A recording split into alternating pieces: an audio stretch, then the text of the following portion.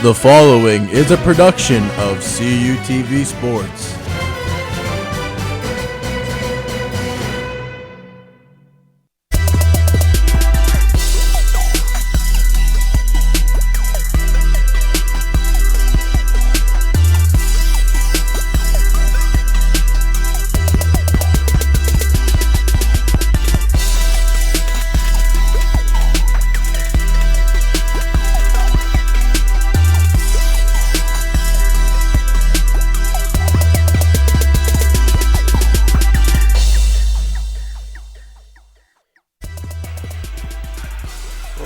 Well, it may be snowing out and cold outside, but here inside the Convocation Center at California University, the Vulcans are looking to remain hot as they welcome the Griffins from Seton Hill.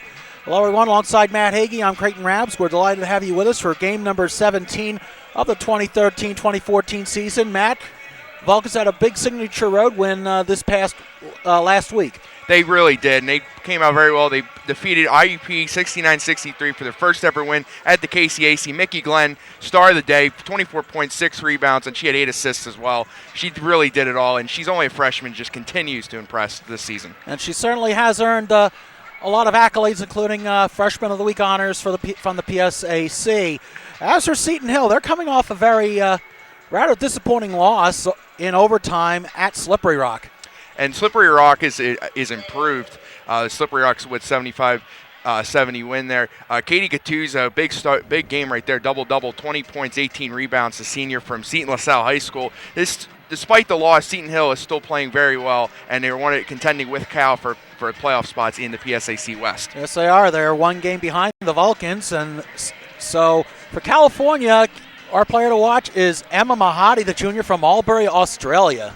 Emma Mahadi has been one of the team leaders for the Vulcans this season. She's the point scorer leader for the Vulcans with 12.5 points per game, and she's also solid from the free throw line, 80.5%, and she gave the Vulcans the lead for good last Saturday at IUP with her go-ahead three-pointer to put them up 64-61. Just an outstanding season for Mahadi. And for Seton Hill, we're going to look at local product from Uniontown High School, Mallory Sanner. Mallory Sanner is a junior. She tore her ACL in her junior year of high school, and she's recovered nicely. And she's also a two-sport athlete for the Griffins. She is also the defending Division II women's javelin champion. As a track and field guy myself, I appreciate to see stuff like that. And absolutely, it's more significant because that is Seton Hill's first national title.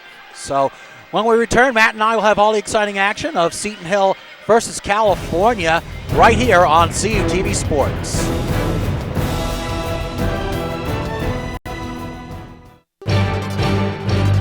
Need to know what's happening in your area? CUTV News Center brings you your best local news. Events on and around campus. Local weather. Vulcan sports coverage.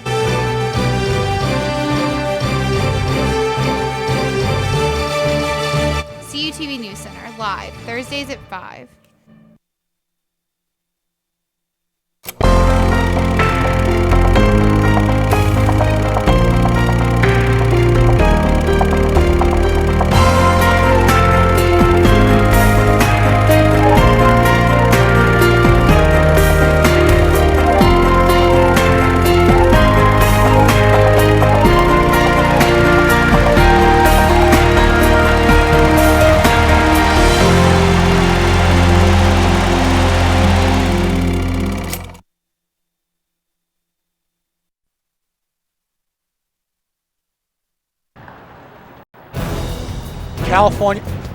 California Vulcans women's basketball on CUTV Sports is presented by First Niagara Bank,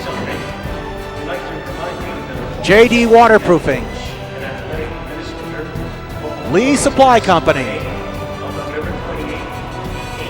the Physical Therapy Institute, Trip Total Media, and UPMC Health Plan. And we are now, as we take a look now at the tail of the tape, presented by JD Waterproofing. Matt, some things really do stick out of you right there. And the one thing I've been looking at here is the steals. Cal's been, with Caitlin Fratz, is getting a lot of steals lately. Turnovers about the same, and Cal, notice they have a higher scoring offense than the Seton Hill Griffins. The Griffins' offense has been going down a little bit, but Griffins are out shooting them just slightly, 42.9% field goal percentage, and they also lead the Vulcans with 3-point percentage. Vulcans did very well against IUP with their three-pointers, so it'll be interesting to see how they go from there. Thank you, ladies and gentlemen.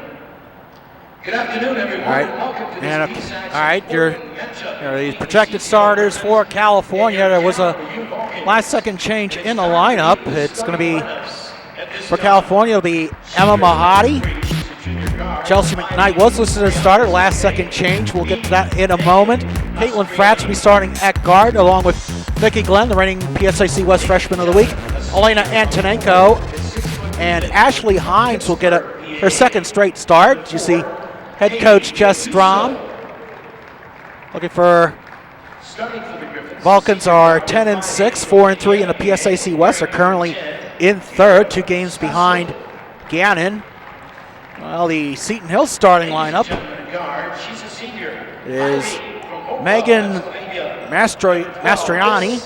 You see right there on your screen, number 3. She's a junior out of Coriopolis, the Montour High School up in Robinson Township. Their senior forward, Katie Gattuso, as Matt mentioned, a senior went to Seton LaSalle. Tiara Stossel, a senior guard from Indiana High School. Paige Alviani, a senior from Hopewell. And Mallory Sanner, the guard forward out of Unionville, a junior. As Matt alluded to, she's the reigning national champion in the javelin during the outdoor track season, and it was a noteworthy accomplishment that was actually the first ever national championship won by either an individual or a team in Seton Hill history, and also the second and final such championship won by a school in the now former Wiviac Conference. Worth noting that Seton Hill now in their first year in the PSIC. They were in the Wiviac for several years after transitioning from the NAIA to NCAA Division II. It's a Seton Hill team last year went to the Wiviac championship game only to lose to Fairmont State, and Vulcans did face these Griffins last year in Greensburg back on November 25th, 2012. It was a 63-52 win by the Vulcans, and in that game, Ashley we like to call her Ashley Hines. Pardon me for my tongue getting tied there. Had a double-double, 21 points and 12 rebounds in that game. That was one of her first games as a California Vulcan. The Griffins head coach Mark Kotarski is a graduate of Cal U, as is graduate from here in 2000. So it's always interesting to have local former alum come against and play against their former team. And Ashley Hines, getting back to Ashley Hines, she got her first start last week against IUP. Coach Strom used her more in the starting lineup. She's former bench, one of the best bench players, but she's completely has been one of the best players in the calendar year so far. She absolutely deserves that start, and she's going to get tested hard today. She had a nice game against Seton Hill last year, as you said. So get ready for tip-off here. Should be a great game here today. It certainly should, Matt. Your referee is Ken McLean. So Ken McLean will be getting everybody set to tip the ball off. Lee Carter and Carla Smith, the other 2 referees, and the ball is controlled by Seton Hill. Mahadi tried to steal, but the Griffins are able to maintain control as Alviani gets it over the timeline, dishes it over to Sanner. Sanner over to Stossel. Stossel keeping it on that side of the court and avoiding the backcourt violation here. Sanner driving, kicks it out to Mastriani. Mastriani drains the 3. I'm sorry, it's a 2. It looked like it was a 3, but it's in fact a 2. So Seton Hill strikes first. Pretty close to the line there, but a nice start for Seton Hill from Megan Mastriani, averaging 8.9 points per game. The Griffins can get a lot of production out of her. It'll go a long way. She's also an accurate shooter. 54% from the field. Pass by Antonenko goes out of bounds, and Seton Hill will get possession with 19:13 left Griffins have a 2-0 lead early on.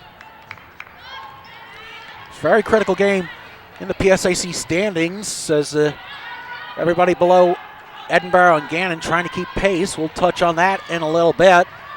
As Alviani loses control of the ball. She gets double teamed. Stossel now over to Sanner. Sanner's going to drive. She's got no one to throw it to. 5 seconds on the shot clock. Alviani inside to Gattuso. Stolen by Antonenko on an error pass by Gattuso. Here comes Mickey Glenn. Drives the lane. She draws a foul. That'll be on Alviani, the senior from Hopewell. Foul is charged. Seton Hill's 12. Mickey Glenn picking up right where she left off there. She drew a lot of fouls, forced a lot of fouls against IUP last Saturday. She's got a lot of speed and a lot of shots. 3 ball by Fratz is no good. Santa with a rebound. Stossel over the timeline.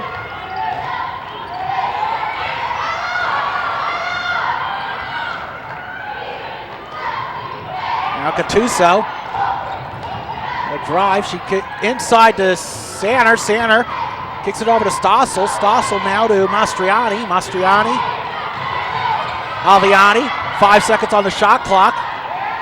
Gattuso drives. Baseline runner is good as she collides with Mickey Glenn, and Seton Hill with a 4-0 lead. That's just a great play by Gattuso. Shot clock winding down. She had to make a play there. She used her nice 6-foot frame to go inside, work inside, and she had a double-double for a reason. She uses her side, and the Vulcans have struggled with size this season. Yes, they have, as Fratz inside to Antonenko. Antonenko unable to control the ball, so it'll be another California turnover. 17:44 left in the first half, as Irina Kuko now comes in the game for Antonenko. Vulcans struggled with turnovers against IUP. They started slow, but so did IUP. That's how the Vulcans were able to grab the lead early. Kind of lucked out. But now Seton Hill is making their shots early, and they're taking advantage so far of the Vulcans' turnovers. They need to change that quick. Now Mastriani, we're going to have a foul away from the ball. Might have been on Kukul. Yes, it is, Matt. Good call. That is Kuko's first team foul for California. 22. Irina Kuko, her first team first. Seton Hill inbounds with a fresh shot clock. Stossel's going to drive. What a nice block there by Mickey Glenn. Ball's now controlled by Kuko. Here come the Vulcans. I think Fratz got a piece of that too. Caitlin Fratz, when she's not stealing the ball, she's doing a great job defensively. But she's got the most energy of the Vulcans' fastest player. We have another turnover here. And turnover, Gattuso. Now with a Stossel. Stossel with the jumper, no good. Kuko with a key rebound right there. There's Glenn. She's going to try and drive, and they're going to say a jump ball, and the possession arrow favors California. So Vulcans will retain the ball. 17:01 left in the first half. 23 left on the shot clock. Interesting call there. As you saw, Glenn had 2 Griffin defenders on her, but I didn't see any Griffin touch the ball. So I didn't either. Now we have another jump ball, and the possession will favor Seton Hill. That was a little more odd. that was I think the right call there. So Mickey Glenn involved with jump ball here. Cal, we've got 16:55 left here. Almost 4 minutes without making a field goal or getting any points on the board here.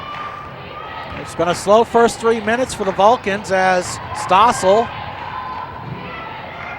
Glenn closely guarding. Hines with a steal. She stays in bounds. There's the ball by Mahadi now. Mahadi's going to kick it out and right into the hands of Stossel. Another Vulcans turnover. Stossel now over to Kelly Brennan. Sophomore from North Allegheny now in the game. Mastriani being hounded by Hines. Kicks it out to Alviani. Chelsea McKnight also in the game now for California. And the easy dish to Gattuso. It is 6-0 California. I think Coach Strom needs to take a timeout because the Vulcans are just not, they're out of sync right now, and they let Gattuso go right inside there. This is not the team we saw last week in IUP. And that was an issue in the UPJ game a couple of weeks ago. Mahadi able to hold on. That was nearly stolen, and Kuko will be called for traveling. 15:50 left in the first half. We will have a timeout on the court. We do have a media And so far, it's all Seton Hill, man. It's all Seton Hill, and I think this timeout couldn't have come at a better time for the Cal Vulcans. Coach Strom does great work in her timeouts. Maybe put some new starters in. I saw Shanice Clark was getting ready to check in the game here. But and here's Katie Gattuso doing a great job, plowed right over, I believe. That was Mickey Glenn there without drawing the foul. And then Gattuso got inside on Mahadi there. Gattuso's got 4 points already. She's got 20 points last week. She's definitely been one of the Griffins' better players over the first part of the season here.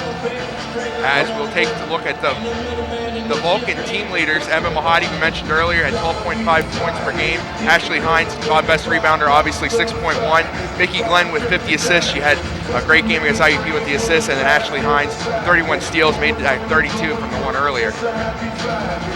For Seton Hill, Katie Gattuso, scoring leader, rebounds leader, steals leader. She's, I think, without question, been the Griffins MVP so far this season. 6-foot frame from Seton LaSalle High School. Seton LaSalle knows how to produce great basketball talent there. And Gattuso, when these two teams met last year, nearly had a double-double, 16 points, 9 rebounds. So Gattuso's been a thorn in the Vulcan side today. And it was pretty much the case last season, but the Vulcans were able to pull out a win. So Griffins will take possession. California with 5 turnovers so far in this game. Rather uncharacteristic for Jess Strom and her Vulcans. And the score tells it all. Yes, it does, Matt. Here it is. Brennan drives. Instead, she kicks it out to Alviani. That's stolen by Shanice Clark. Chelsea McKnight gets it over the timeline. McKnight inside the Clark over to Mahadi, and it is no good. Ball goes out of bounds, and it looked like it was tipped by Mastriani, so California will get the ball in a fresh shot clock. That's just a tough break for Emma Mahadi. Nice shot. That was able to get herself open. It's just nothing falling right now. No luck for the Vulcans. Hopefully that changes soon. And with 15-15 left, still plenty of basketball, but this is not the Vulcans teams we've seen. Another shot by Mahadi is no good. Good job there by McKnight to tip the ball away into Kuko's hands. There's Mahadi. Kuko baseline blocked by Gattuso. California keeps the ball. 19 seconds left on the shot clock. We've seen Irina Kukul take over the lead bench role right here. She goes inside. Definitely one of the best Vulcans, most physical inside the paint for the Vulcans, and she's gotten some nice speed. Not the biggest girl, but she just gets it done, and she's been getting it done since her first days here at Cal U. She certainly has, as Mickey Glenn drives the lane. Shot is no good. Rebound by Gattuso, and it's stolen by McKnight. Kuko's going to drive the lane and will draw the foul. So Irina Kuko will have a chance to finally put California on the board. And it was all set up by Chelsea McKnight here right in front of us. And Kuko, you see, go inside there on Alviani, draws the foul. Almost got an and one there. Just the ball just not going in for the Vulcans so far here, but it continues with the free throw. Yes, it does. Kuko, a 74% foul shooter, as that foul's on Alviani. That's her second, so she will take a seat. We'll reset the lineup in a moment as Kuko's second foul shot goes in. So 14:35 into the game. California finally gets on the scoreboard, and we have a whistle on the court. Mahadi clapping, so it's. I think she's just clapping to get the team back in the game there, I'm not sure. I think you see California putting pressure on, and Sander all alone right there, drives inside to Gattuso. Gattuso now kicks it out to Brennan to Stossel. 14:20 left. Stossel tries to drive, but she can't get through the defense. Sander. Shot clock winding down. 3 ball by Stossel is good and one. Boy, I see Gattuso set Stossel up there for the 3, and man, it's getting pretty bad for the Vulcans early on as the shot fell, and she gets a chance to make it a 4-point play. A rare 4-point. She'll actually go to the It's not a shooting foul. I'm surprised that wasn't a shooting foul. I think, well, the foul is on Shanice Clark. It looked like it was away from the ball. So that's and Clark's going to get called for a second foul, it looks like. So 2 quick fouls by Shanice Clark. Something California can ill afford as Ashley Hines re-enters the game, as does Caitlin Fratz. So Mahadi's going to take a breather. California trying to jumpstart this offense. Sanders' jumper's no good. Rebound by Fratz. Fratz goes coast to coast. And some good defense there by Brennan. The ball goes out of bounds. And they're saying it was last touched by Fratz. And Fratz a little slow to get up. Looks like she hit her head there. She grabbed her head. Not always good with the concussion there.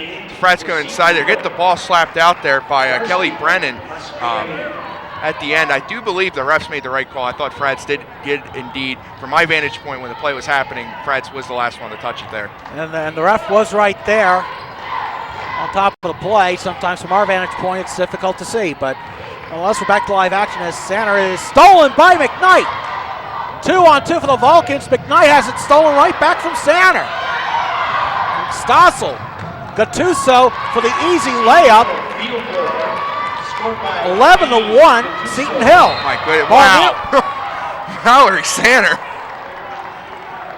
I mean, the Griffins got the Vulcans right. They are running circles around the Vulcans right now. You see, Chelsea McKnight made that nice steal there, but she had the ball ripped right away there. And Gattuso was left all alone, a 2-0 breakaway for the Griffins, and it's 11-1. And I think Jess Strom, she needs to take a timeout ASAP. Absolutely. Here's Glenn from downtown. Bang!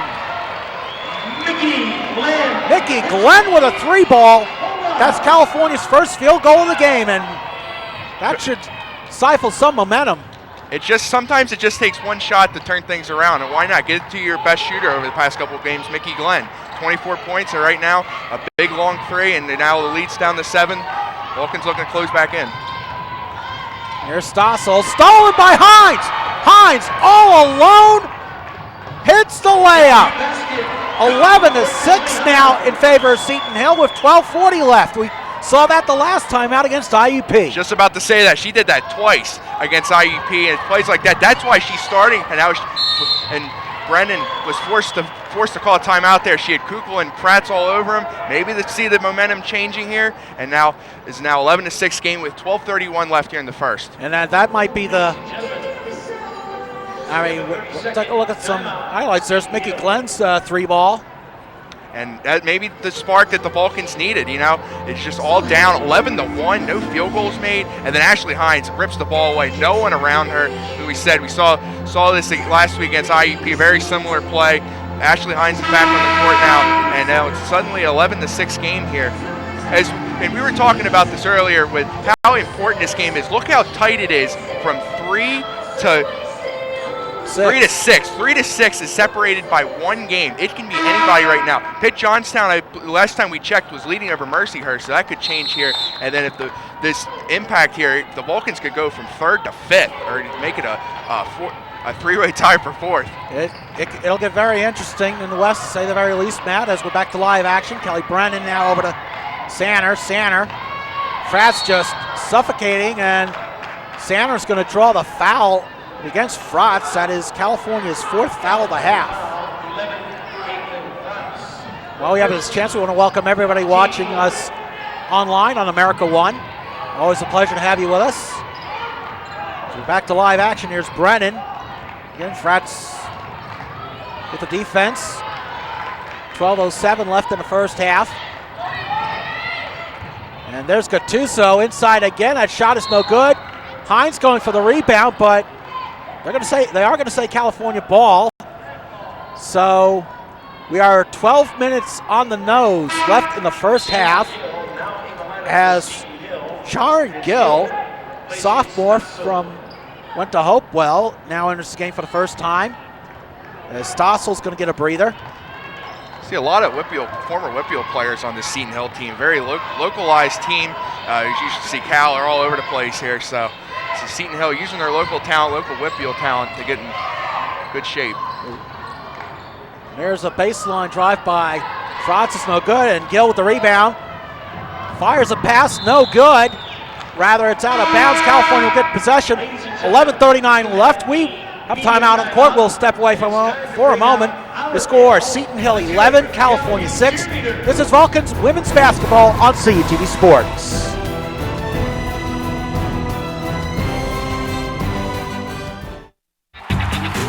We have so much to celebrate in Division II, but we're especially proud of our commitment to make a wish. Division II student athletes have led a 10-year initiative to raise funds and help grant wishes of children with life-threatening medical conditions. Nearly $3 million have been raised, and hundreds of children's wishes have been granted. We play hard, we work hard, and we support others in need. Why? It's simple. Because we care.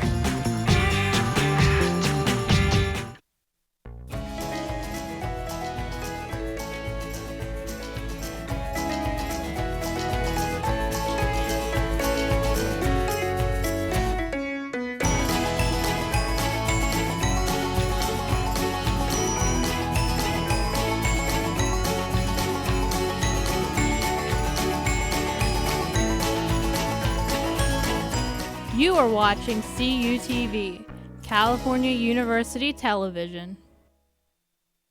And welcome back to the Convocation Center at CalU. 11:39 left to play in the first half. Vulcans trailing Seton Hill 11-6. And quickly to reset the California lineup, it's Mahadi, McKnight, Glenn, Kukul, and Hines. Seton Hill going with Gill, Gattuso, Brennan, Sanner, and Sarah Pilarski, a freshman from Hampton High in Northern Allegheny County. Pilarski's in for the first time, and here's a baseline runner by Kukul. Shot no good. Bad play by Kukul to get inside. Just shot's still not really falling for the Vulcans. Still getting a little bit better, but I think the shots will be falling. They'll get back. And steal. The big steal there by Ashley Hines. Here we go again. Hines with the layup. It is up and in. Deja vu all over again for the Bulldog. Ashley Hines, that's a great nickname right there. He said there, second time she's done that. She's been the Griffins thorn in the side so far. Big pressure right here. Great pressure. There's nearly stolen by Mahadi, but Pilarski able to control it. Now she kicks it out to Gill. 12 to shoot. 10:43 left. Inside to Pilarski. We have a whistle. Looks like the ball went out of bounds. Sees Mastriani, Stossel, and Alviani now enter the game for Seton Hill. 10:40 left, 7 to shoot. Here's Sanner, over to Alviani. Alviani inside to Gattuso. Gattuso. Shot clock violation. I honestly thought it went out of bounds, but it's a turnover nonetheless. California could potentially tie this game on this possession. I just want to say what an inspired performance so far by Ashley Hines. We saw the 2 steals there, and then she prevented the Griffins from getting inside there, trying to get a shot off, and she had Chelsea McKnight with her. Both her and McKnight are playing excellent defense in this game so far. And you know, we say this a lot, Matt. It's a lot of the little things that don't show up on the stat sheets. Exactly. There's Mahadi. Mahadi, 3-ball, bang!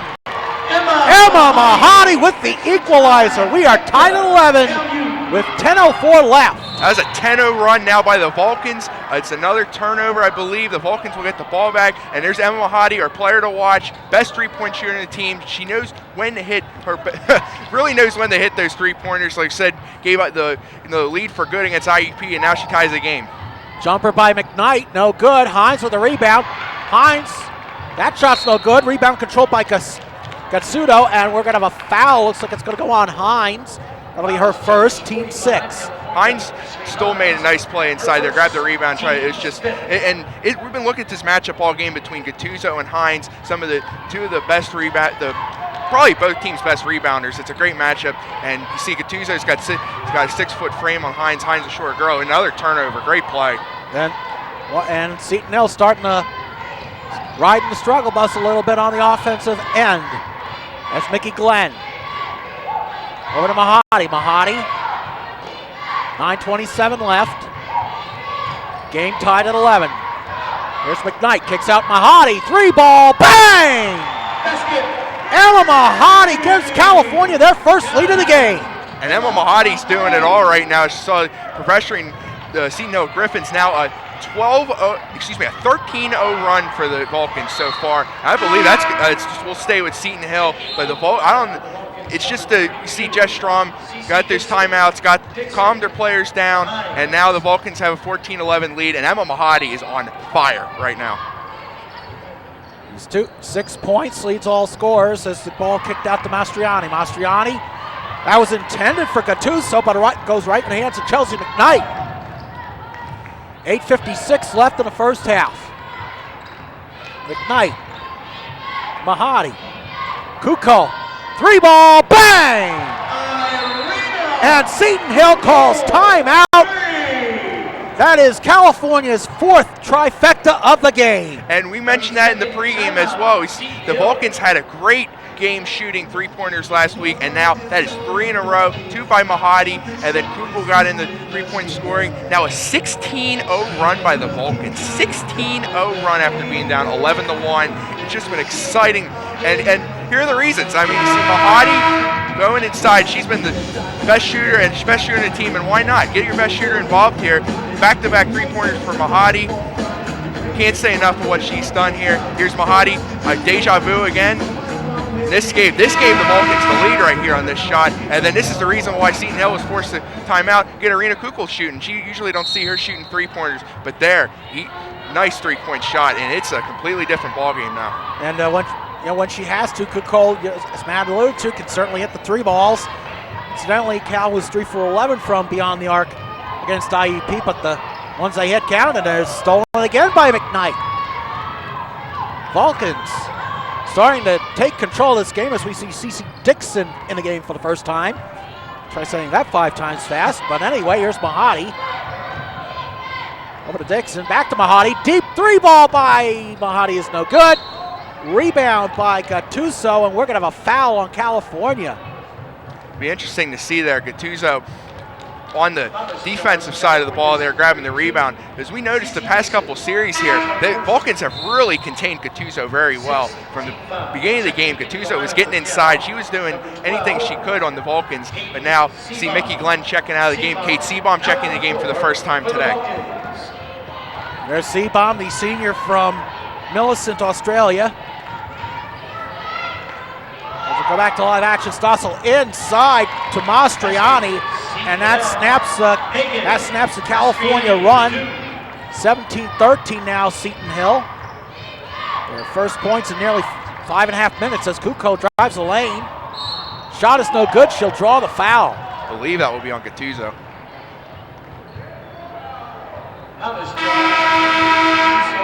Katie Gattuso averaging a double-double on the season. We have a timeout on the court with 7:50 left.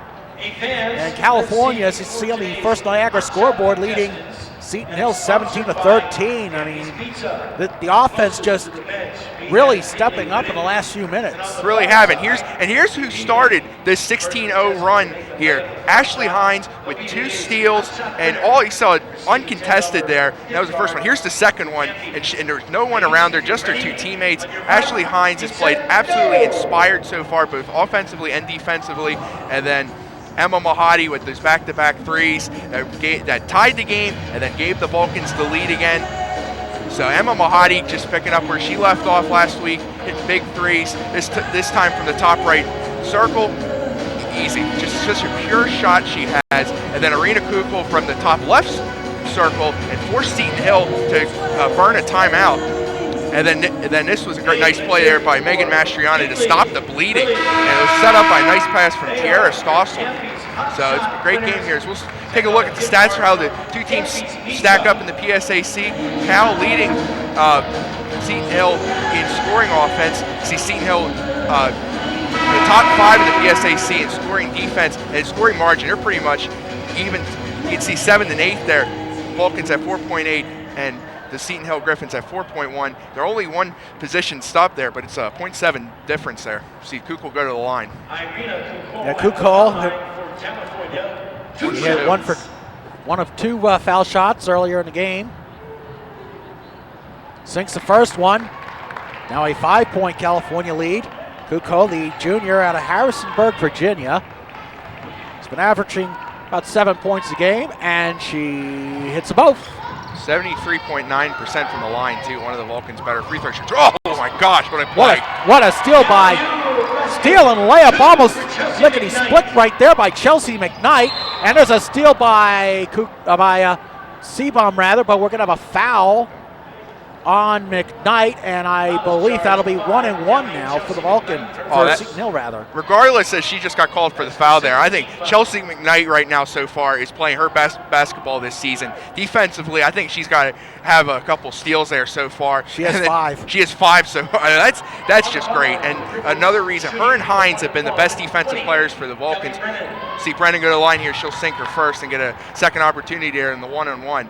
But both Chelsea McKnight and Ashley Hines, as I mentioned before there, and just right out of the gate there, Brennan will hit her second. McKnight stole the ball away and gave the Vulcans 8-point lead. Now that back down to 6 with 7:39 left here in the first half. And Seabom gets it over to McKnight. McKnight gonna drive. She's gonna kick it over to Seabom. Seabom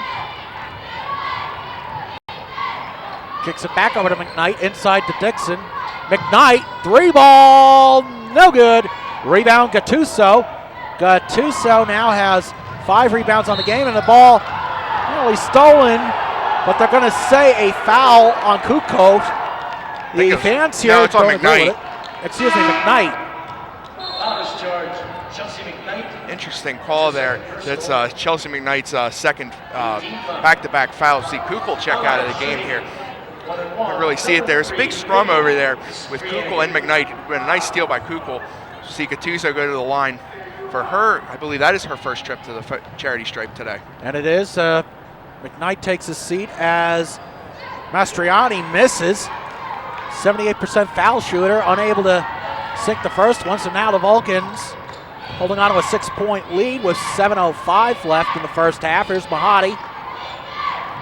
Over to Seabom. Seabom kicks it out to Frotz. Frotz inside Dixon. Jumper. Good!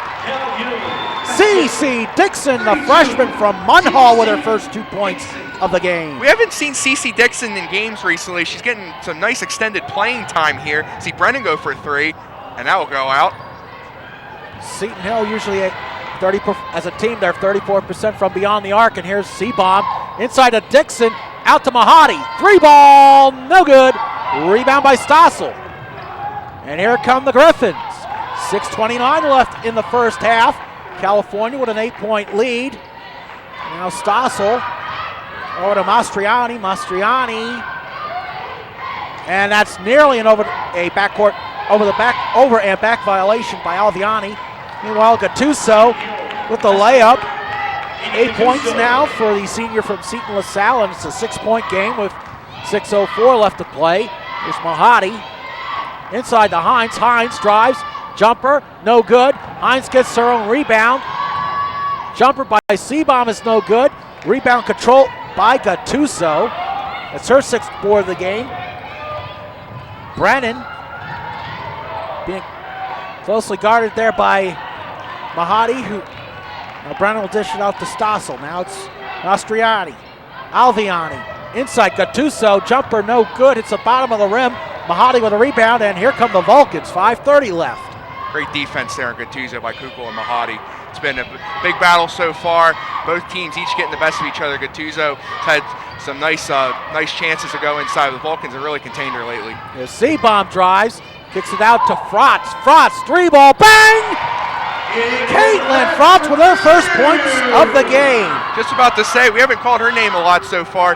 Caitlin Frotz, you get her going. She's been one of the Vulcans' best shooters recently. Get her going. It's going to be just pay dividends for the Vulcans. Alviani drives, blocked by the California defense. Here come the Vulcans. Seabom gets it over the timeline. 4:50 left in the first half. 9-point lead by the Vulcans. Frotz. Mahadi. Nearly got stolen, but here's Hines with the layup and in. Seton Hill calls another timeout. 4:39 left in the first half. California with an 11-point lead. This is what the Vulcans did to IUP last week, too. They forced IUP to take 2 first-half timeouts that will see count larger in the game there as they get close to crunch time. Seton Hill won't have those timeouts. But just a completely inspired last, I'd say, 10 minutes by the Vulcans after starting cold, down 11-1 there. Cece Dixon get on there. Caitlin Frats finally gets on the board here at 3 pointers. The Vulcans shooting 50% right now from beyond the arc. That's impressive. And then Ashley Hines going inside on Gattuso. That matchup just continues to get better. And now the Vulcans have worked hard. They didn't come out of the gates very hot, but now they just were patient. Got some used to timeouts, and now they've taken control of this first half so far. Yeah, Hines has 6 points, 3 rebounds, 3 steals. Quickly resetting the lineup for the Vulcans. It is Mahadi, Hines, Glenn, Kuko, and I just drew a blank there. Never mind, we'll get back to live action. Alviani, ball goes out of bounds. So it's Mahadi, Frotz, Glenn, Kuko, and Hines for California. Well, this inside, it was Brennan was just knocked it out of bounds. So again, another one of those not on the stat sheet plays there by Glenn, putting the pressure on. Here's Glenn, Kuko, inside to Hines. 4:12 left. Hines with a spin around jumper and good. 8 points for the senior from Newark, New Jersey. What an exciting performance by Ashley Hines. Spin around jumper, and while she's not stealing the ball away, we're going really inside on Seton Hill. She just pull back, take a nice jumper like that, and now the Vulcans are up by 13. Literally almost a tale of 2 quarters, if you will. The first quarter of this half was there's a steal by Hines. Off an errant pass, here's Glenn, gets it over the timeline. 3:37 left in the half. Here's Mahadi. Mahadi drives in a lane. Jumper does not get the friendly roll. Alviani with the rebound. Griffins over the timeline. 3:24 left. Alviani with a jumper, and now it's lead down to 11. Nice play by Alviani. She was working on Mahadi there. She got inside of Mahadi. Mahadi didn't force the foul. Boy, Seton Hill need that shot. They went a couple minutes again, the scoring drought. And now it's at 11. Yes, 11. 3 ball by Frotz is no good. Rebound controlled by Brennan. Brennan gets it over the timeline. She loses control of the ball. And we have a jump ball. Possession favors California. 2:53 left to play in the first half. Timeout on the court. We will step away. Your score, California 30, Seton Hill 19. This is Vulcan Women's Basketball on CUTV Sports.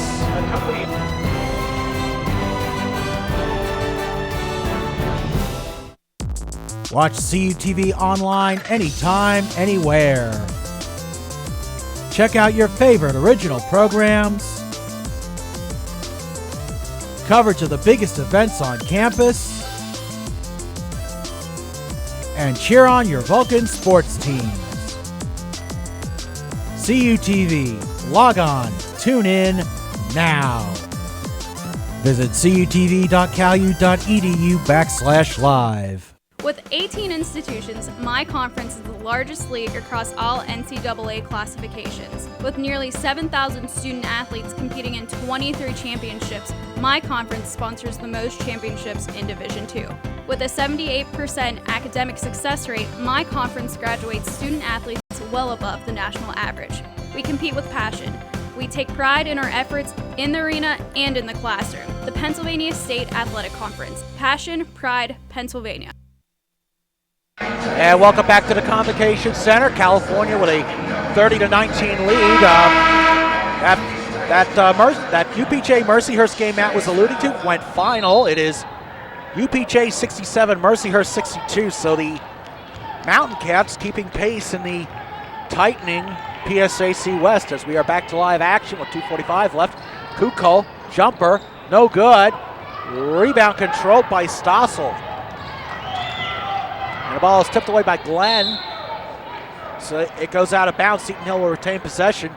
2:35 left in the half. 24 left on the shot clock.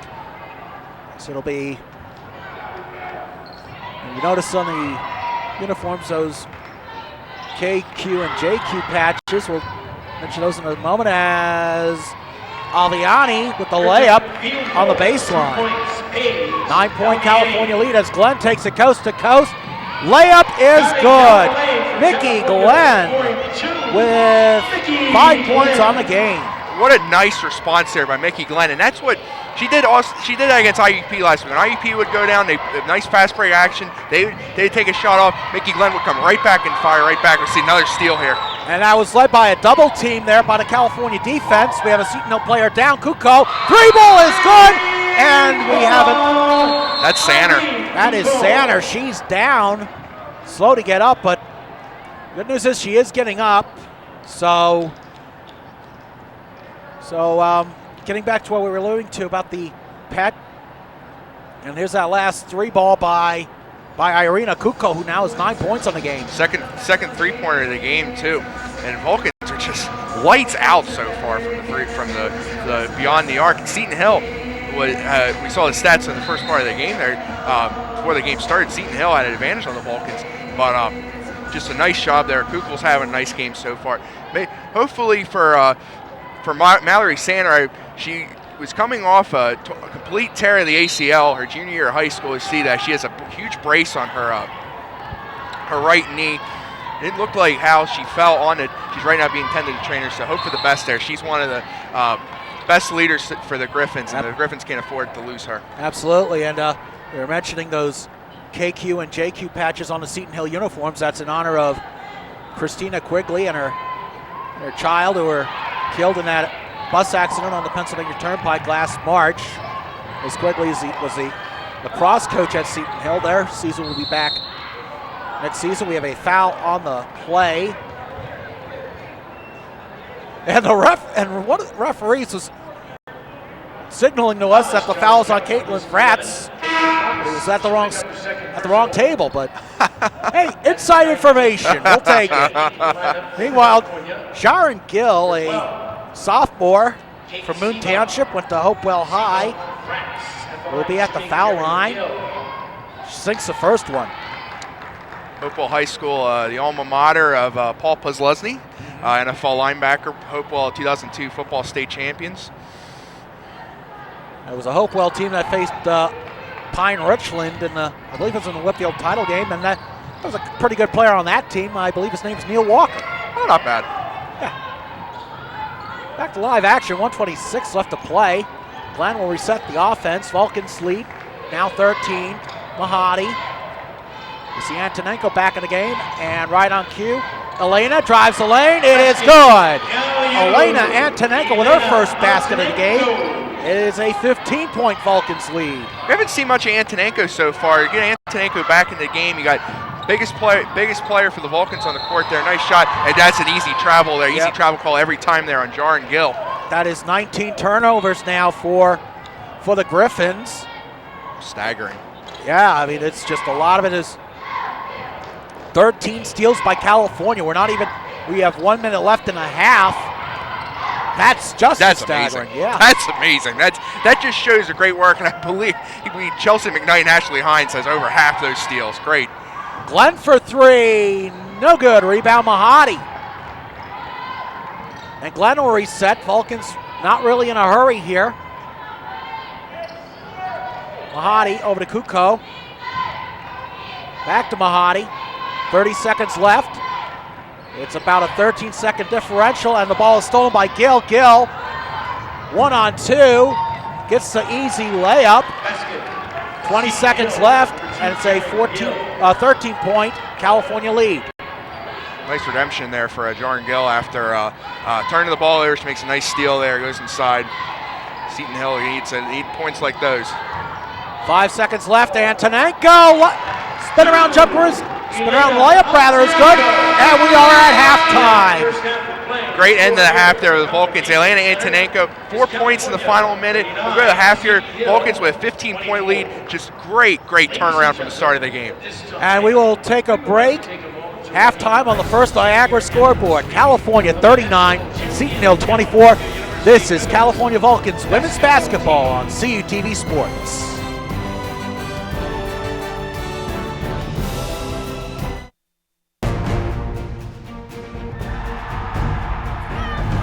NCAA Division II has much to cheer about, as nearly 100,000 student athletes compete with passion and pride.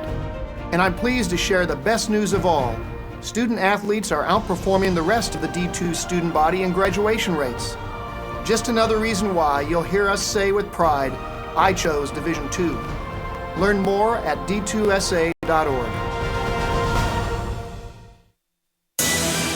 Let's take it to the field. I come through like a freight train, about to push the line back. Only see the gold line, don't matter if your line stack. Because I'm a soldier, you can see my face paint. Know that I'ma get mine by knowing that the rest came. Ready for 'em, let's get it on. We ready for 'em, let's get it on. We ready for 'em, let's get it on. We ready for 'em, let's get it on.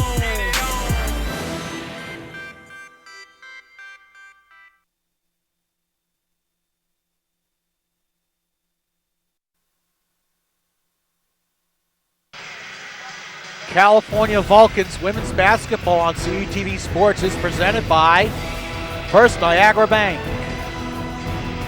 JD Waterproofing, Lee Supply Company, the Physical Therapy Institute, Trip Total Media, and UPMC Health Plan. Alongside Matt Hagee, I'm Creighton Rabs. There are your halftime stats presented by Trip Total Media. And Creighton, you look down at the bottom here, it's a 15-point game, and the two stats that stick out, especially this one right here, steals, 13-4. 9 of them coming from Ashley Hines and Chelsea McKnight, who are both playing their best defensive games of the season. And you look at from the start of the game where Seton Hill got out to 11-1 lead, that those stats would be reversed here, but right now the Vulcans have got them beat in everything. Rebounds, steals, and then the turnovers, 19 turnovers for Seton Hill. And it's the Vulcans were able to take advantage of those turnovers, and you get contributions from like Alana Antonenko, who didn't play a lot of the first half. She got 4 big points there in the final minute there, and that's where we stand so far. Got 5 minutes for the senior from Moscow, Russia. As Matt was alluding to, 21 points for California off of those 19 turnovers. So California capitalizing on those turnovers, to say the very least. And here's some first half highlights. See, it's Seton Hill. They started out of the game with an 11-1 lead there. Paige Alviani's having a nice game so far for Seton Hill. She's got 4 points. And then Irina Kukul, she's had 2 3-pointers. See, Kukul does a little bit of it all. Whether she's under the basket getting physical, and outside there she got 2 3-pointers so far. The Vulcans doing a great job 3-point strike here. Here's Alana Antonenko, really came on there the last minute of the game. It'll be interesting to see how much, if she'll get the start the second half here. And Jaren Gill here, when the Seton Hill was down by 16 points, she goes inside there, Mickey Glenn. And Jaren Gill, we saw her from Hopewell High School get some key points there at the end. And here's Alana Antonenko with her second field goal to close out the half here and put us where we are at 15. And Mallory Sanner, left earlier in the first half, will be inbounding right in front of us here to start the second half as the Griffins have possession. So looks like Sanner might have gotten the wind knocked out of her, but it's good to see her back on the court if you're a Seton Hill fan. It's Gattuso. She was holding her chest when she came up, so I didn't think it had to do with the knee there, so good to see her back. Yes. There's Gattuso with the double team, kicks it out to Stossel. 3-ball is short, it does not hit the rim. Hines with a rebound to Mahadi. Now over to Glenn. Glenn's going to reset the offense. Inside the Hines. Hines kicks it out to Frotz. Frotz, 3-ball, air ball. Alviani gets the ball, dishes it over to Stossel. Stossel drives. No good, does not get the friendly bounce, and there's going to be a player control foul on Megan Mastriani. That's her first. The junior from Coriopolis, went to Montour High School. I'm sure it's probably Robinson Township, giving away all the zip codes. Don't necessarily match the township lines in this part of the state, but nonetheless, here's Frotz. Kicks it out to Glenn. Glenn's going to drive. Jumper, no good. Hits the front of the rim. Rebound by Hines. She couldn't get the shot off. It's controlled by Gattuso. And now Alviani gets it over the timeline. She goes one-on-one with Antonenko. No good. Rebound controlled by Mahadi. Mahadi. Pratt's rather, excuse me. Now it's over to Glenn. Ball's kicked out to Glenn, to Fratz. We have a foul, and it will be on Sanner, it looks like. Fratz did a nice job there getting inside, drawing the foul, make contact with Sanner. Sanner getting called for the block, and it's only her first foul of the game. And Fratz is going to get called for traveling. So Seton Hill, with 18:33 left in regulation, will try to cut the lead. We scoreless second half so far. A lot of back and forth action. Gattuso. She's going to drive outside of the lane. The shot is no good. Rebound by Mastriani. Mastriani cleans it up, and now it's a 13-point California lead as Glenn gets it over the timeline and will reset the offense. Inside to Hines. Hines breaks through the double team. She'll draw the foul. Let's see what that's on. It's on Sanner. That'll be her second. So Ashley Hines will go to the foul line to shoot two. And we're going to see some substitutions for California momentarily.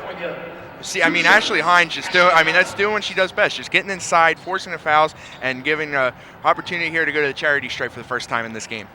And that has been one of the struggles in Hines' game. She is a 42% foul shooter. We're going to see Chelsea McKnight enter the game for Caitlin Fratz.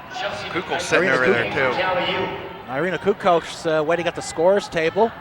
Looks like she'll be going in for Hines if Hines makes the foul shot. And Ashley Hines gets the members' bounce. 9 points for the Bulldog as she'll take a breather as Kukoc enters the game. It'll be Mahadi, McKnight, Glenn, Kukoc, and Antonenko. We have a foul on. Actually, no, we just have a whistle. I thought there was a foul there, but I think they're just trying to get everything set up. So now we're back to live action. Mastriani drives one-on-one with Antonenko. Shot is no good. Rebound, Gattuso. It's going to be a foul on Antonenko as Gattuso was going up for the shot. Antonenko didn't have much help there. She was caught in a 3-on-1 situation there. Nice defense there, Mastriani. Gattuso right there to clean it up and force the foul here. Gattuso back to the line. Gattuso, a 71% foul shooter. Katie Gattuso on the line, taking the first 2 shots. And she misses the first one. 40-26 California. We're 2 minutes into the second half. Gattuso misses them both. And Mastriani was going for the ball, but she steps out of bounds, so now California retains possession. Rare misses there for Gattuso on the free throw stripe. She's the leading scorer for the Griffins at 8, but she's been shut out recently. She got about half of her points in the first part of the game there, but she's gone quiet. Credit the great defense by the Vulcans in this game. And Kukoc attempted pass was blocked and stolen by Seton Hill. Here come the Griffins. Inside to Gattuso. Gattuso gets around Kukoc, and a jump and a layup there by Gattuso. Her first basket of the second half. She now has 10 as lead now down to 12. McKnight over to Mahadi. Mahadi kicks it over to McKnight. 17-13 left. Here's Glenn. She'll drive the lane. Kicks it out to McKnight. McKnight, 3-ball, short. Rebound, Sanner. Here's Alviani over the timeline. Now Sanner. Stossel. And they're going to say Kukoc kicked it. So, meanwhile, Kelly Brennan re-enters the game as Sanner takes a seat. So for Seton Hill, it'll be Mastriani, Gattuso, Stossel, Alviani, and Brennan. And it'll be Stossel taking the inbounds with 16:51 left to play in regulation. Gattuso over to Alviani. Alviani inside to Gattuso. Gattuso with a jumper after going one-on-one with Emma Mahadi. Should have kept I mentioned that Gattuso hasn't scored lately, and she's got 4 points right now in the second half, but you can't keep a good player like that down. She just works inside, works very hard, and gets some well-earned points now, up to 12 now. Here's Mickey Glenn driving. She'll draw the foul, and we'll wait to see what's on. I believe it's going to be on Gattuso, yes. Yes, it is on Gattuso. That'll be her second. That is Seton Hill's first foul of the second half. Be very key to get Gattuso into foul trouble there. Mickey Glenn, I believe that's her second foul she's drawn so far here. She goes to the charity stripe for the first time today. Glenn, a 79% foul shooter. Sinks the first one. Lead back up to 11. Mickey Glenn, the freshman from Bridgeport, West Virginia. So only worth noting, today is Alumni Day. They honored the 10th anniversary of California's NCAA Women's Basketball Championship.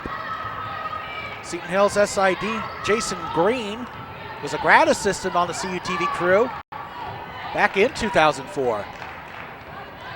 So we're back to live action as Tiara Stossel gets double teamed, dishes it off to Gattuso. Gattuso swings it out, Mastriani, 3-ball bang! Megan Mastriani with a 3-ball.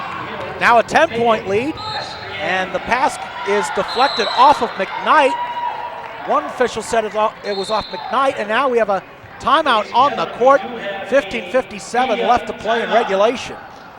Seton Hill coming out strong here in the second half, cutting the Vulcans' lead to 9 so far here.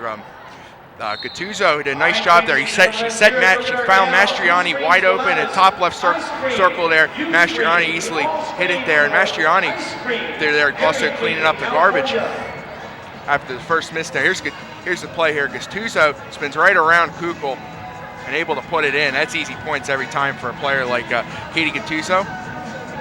And then Gattuso again, that was 2 straight possessions. She got back-to-back 2-point shots, and then she finds Mastriani wide open there. Emma Mahadi tried to go in for the swipe, and she missed, and then Mastriani able to hit it to cut the lead. Vulcan lead down to 9 here and now is Jess Strom's show, one of our shows we do on CUTV this semester. We show highlights of the previous games. We'll have a couple player interviews, and it's really a great show. It'll be on Tuesday, Wednesday, and Thursday evenings, only on CUTV. Always great to have Jess Strom on and talk about the game. She's one great coach, always great information, and what a great show she enjoys. And great insight from Coach Strom. Speaking of coaching, a major coaching milestone up in Waltham, Massachusetts earlier today. Bentley defeating St. Anselm's 98-82. Barbara Stevens, the coach at Bentley, with her 900th career win. She's been coaching at Bentley since 1986 after stints at Clark University and UMass Amherst. She is the 6th coach in all of women's basketball to hit the 900 wins mark, as Emma Mahadi with a jumper to give California a 12-point lead. Number 2, Emma Mahadi. So that's now 8 points for the junior from Australia. Stossel, jumper, no good. Rebound is little tip action there, and it's controlled by Glenn. She'll be fouled by Stossel. That is her first. And just briefly touching on Coach Stevens' accomplishment at Bentley, she's an elite company. Pat Summit, Sylvia Hatchell, the coach at North Carolina, Vivian Stringer, the Slippery Rock graduate, started her coaching career at Cheney, then going to Rutgers, Tara Vanderveer from Stanford, and Jody Conrad from Texas. So our congratulations to Barbara Stevens on an impressive milestone. Absolutely, and you mentioned that's just great company to have your name compared with Pat Summit. We see a steal here. Steal by Mastriani. Mastriani kicks it out to Alviani. Alviani with a jumper is good. That is 6 points now for Paige Alviani, the senior from Hopewell. It's now a 10-point Vulcans lead. 15:07 left in regulation as Glenn inside to Hines. Now inside to Shanice Clark. It is stolen by Mastriani. Mastriani over to Brennan. Brennan, jumper is no good.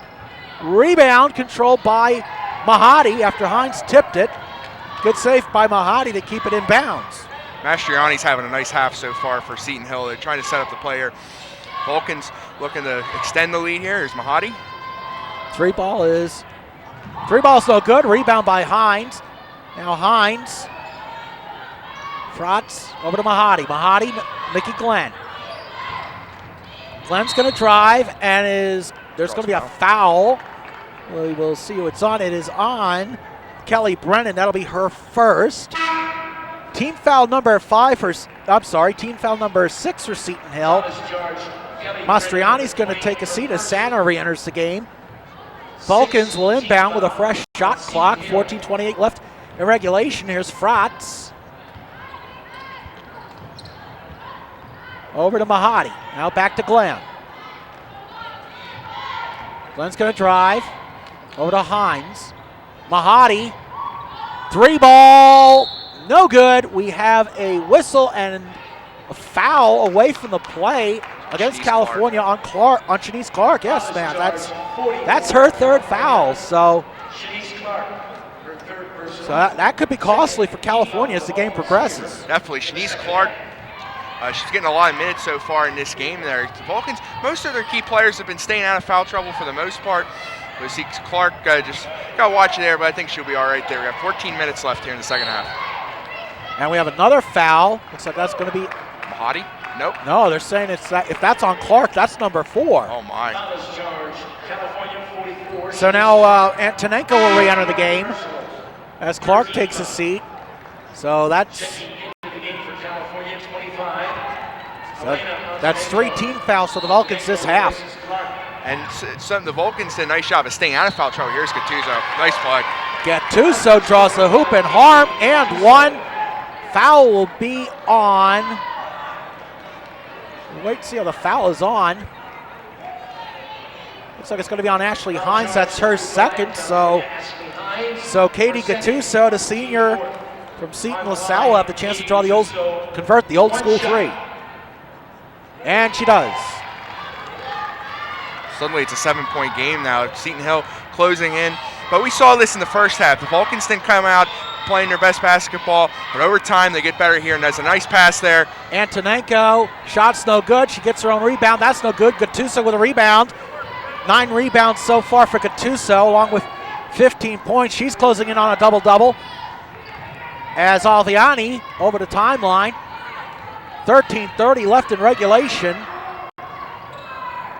Gattuso inside, and it is good. 5-point California lead, and Seton Hill not going away.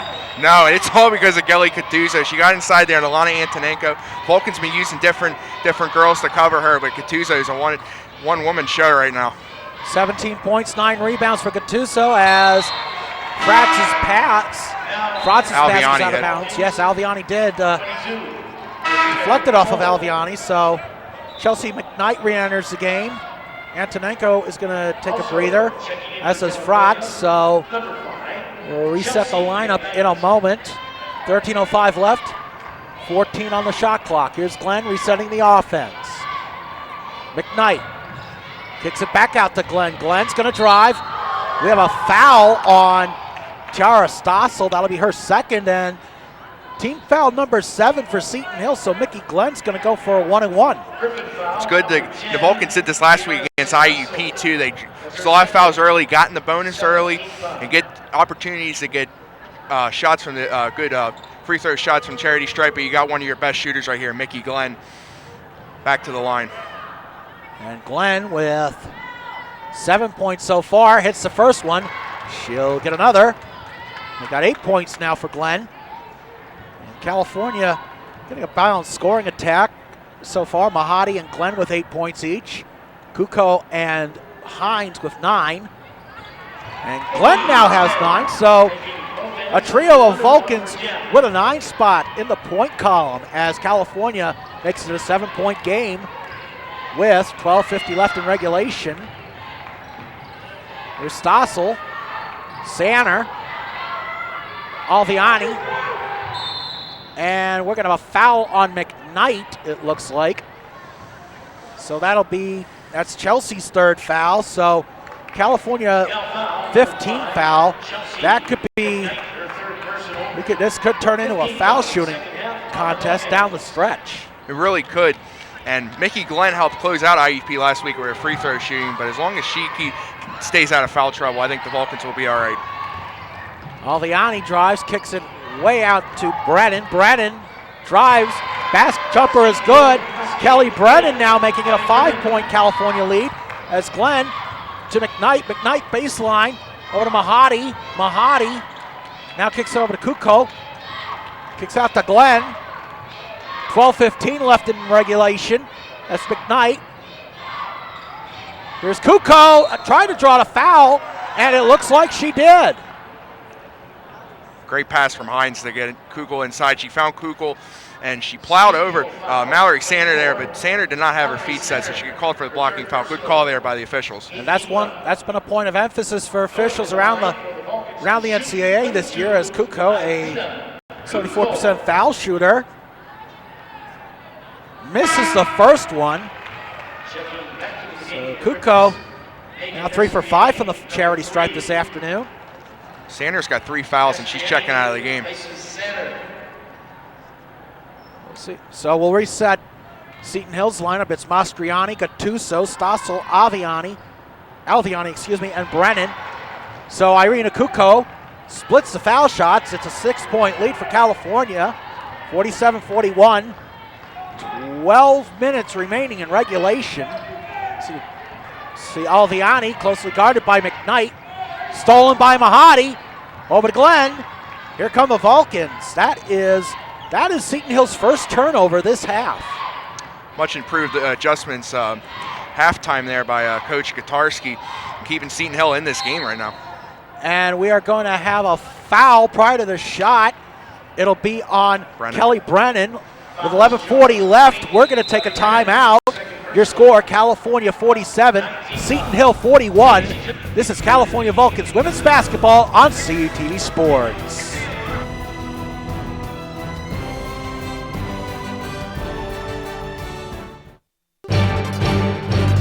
Need to know what's happening in your area? CUTV News Center brings you your best local news. Events on and around campus. Local weather. Vulcan sports coverage.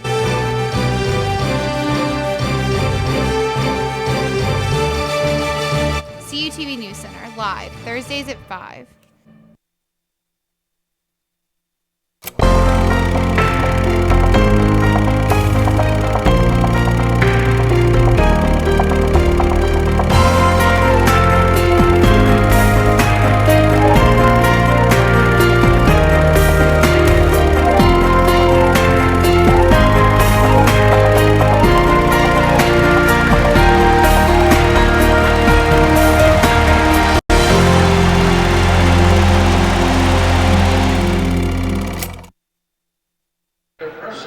And welcome back to the Convocation Center. Matt, if people can't get out to the Convocation Center, you can check us out on YouTube.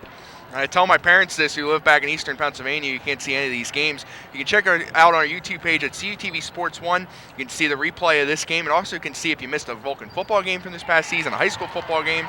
Just go back, it's all on there. And then also our other page at CUTV News Center, where you can see all our news broadcasts for this upcoming semester and from the previous semester as well. Of course, you'll be anchoring news, I'll be doing sports, and Kat Leverfinger, normally part of our crew, she'll also be on the news on the anchor desk. Santina with entertainment. Yeah, Santina Marin and Haley Ataro will be splitting the entertainment anchor duties, so look forward to working with them. As Guitarro with a layup rather. So it is now a 6-point California lead, and while we were chit-chatting, McKnight did hit both her foul shots. There's a drive by Glenn. The shot is no good. Rebound controlled by Ashley Hines. Hines, no good, but the ball goes out of bounds off a Seton Hill player, so it'll be California ball as Sharon Gill re-enters the game and Brennan takes a seat. So resetting for California, it is Mahadi, McKnight, Glenn, Kuko, and Hines.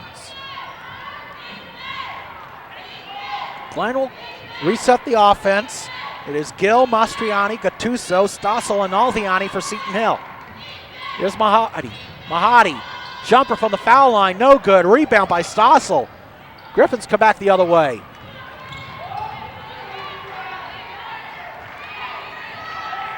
Here's Gill.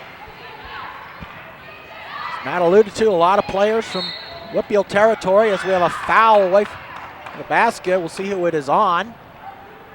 13 of the 14 Seton Hill players on the roster are from the Whitfield. 22, California. And a foul is on Irina Kuko. It's her second, team foul number 6. Layup by Mastriani is good. It's a 4-point California lead. 10:42 left. Hold on to your hats, folks. It's going to be a bumpy ride here in the last 10 plus minutes of regulation as Mahadi to McKnight. McKnight, jumper, off target, rebound by Hines, and it'll be a foul on, looks like it'll be Alviani. Just nice play there, Ashley Hines. Ashley Hines at best at grabbing those second chance rebounds, and while the shot didn't fall there, she did a nice job of drawing the foul there, and that will be Alviani's third foul. Alviani's had a nice game so far. Get her in foul trouble, put her back on the bench. That's key as the game wears on here in the second half, and also the game is closer now. Critical foul shots here for Hines. She will sink the first one. So now the Bulldog with 10 points to go along with 8 rebounds and 4 steals. Ashley closing in on a double-double. Hines will hit them both. 6-point Vulcans lead with 10:28 left in regulation. As it'll be Alviani getting it over the timeline.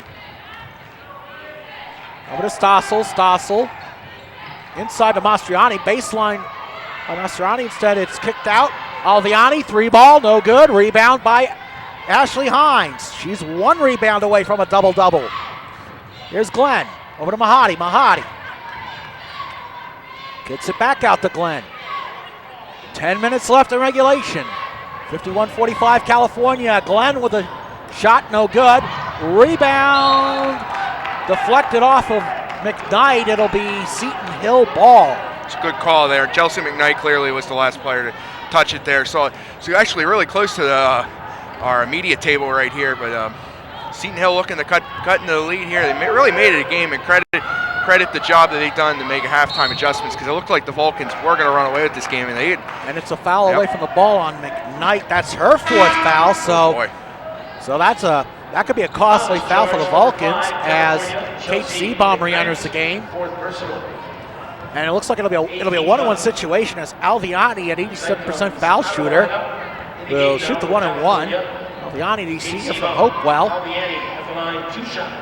And she sinks the first one. I alluded to, there's also a couple players who don't see a lot of time for Seton Hill, including Jessica Slagus. She's a freshman from nearby Bell Vernon. And we have a timeout called by Coach Strom called it. Yeah, called by California, so that's their first timeout. It is extended to a full timeout. So, Matt, it's not too early really to start looking at some of the regional games. And first, here's some highlights. And nice shot here by Paige Alviani. It looked like at halftime the Vulcans were going to make this game a laugher, but credit in players like here, Katie Gattuso has been absolutely enormous for the Griffins. Without her, they wouldn't even be in this game here. See Gattuso working again there inside on Antonenko. Gattuso is the leading point scorer of anybody on the court so far here. And then you get role players like Kelly Brennan there going inside there. The Griffins have also improved their shooting vastly here. And there's Gattuso, again, rough play there on Mickey Glenn, not even drawing the foul. Credit to her game there. There's Megan Mastriani. She's also had a nice second half here. Her and Gattuso are the reason why they're back here. As we'll log on to CUTV.calu.edu anytime. We are online 24/7. We have live programming feed of schedule. You can find it on, if you have Atlantic Broadband at home, on channel 17, and if you have Armstrong Cable 61, CUTV online 24/7. And well, speaking of regional games, like we were about to say, Matt, a couple interesting ones out in the CIAA. Virginia State only has 15-1 on the season. They're in a close battle with Elizabeth City State. That game's going overtime. We'll try and get you a final on that for our America One audience. And once again, it's always a pleasure to have you. All of our home games will be broadcast online through America One. And, of course, the games will be uploaded to our YouTube channel, CUTV Sports 1. So we're back to live action as Seabaum. Outside to Mahadi. Mahadi's going to drive. She gets triple teamed. Glenn, 3-ball, no good. Rebound, Gattuso.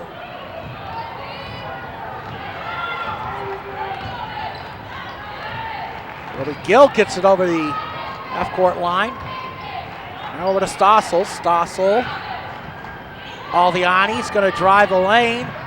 She is blocked by Mahadi. Here's Seabomb. 4-on-2 for the Vulcans.